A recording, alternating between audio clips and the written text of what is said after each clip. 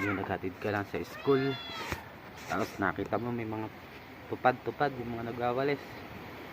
May malasakit sa akin naman na parang nagwawalis lang din. Sabi niya, buti ka magparista ron, meron pa yatang islat na isa sa barangay. May ganun, may nabalitaan silang ganun. Ito ang siste, di akyat ako doon sa tamang paawa effect pare. Sabi ko, opera ko lang po hindi po ako makapagtrabaho pa.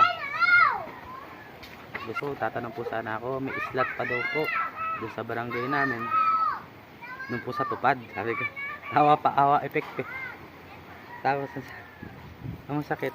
Ang sabi niya sa akin, sino ba nagsabi sa'yo? Sino nagsabi sa'yo? Sabi ko naman po, hindi ko naman masabi kung sino nagsabi. Siyempre, nakakaano rin, madami, ano pa siya.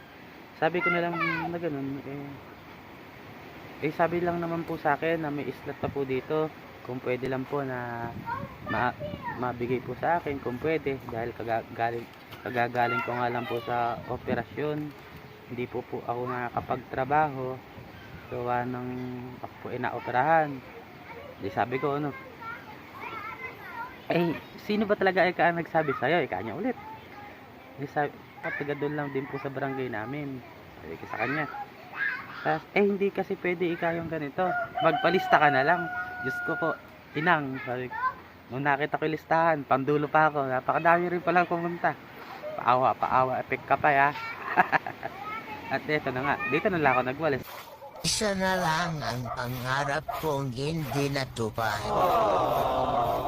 Ito ay masama sa listahan ng magtutupad.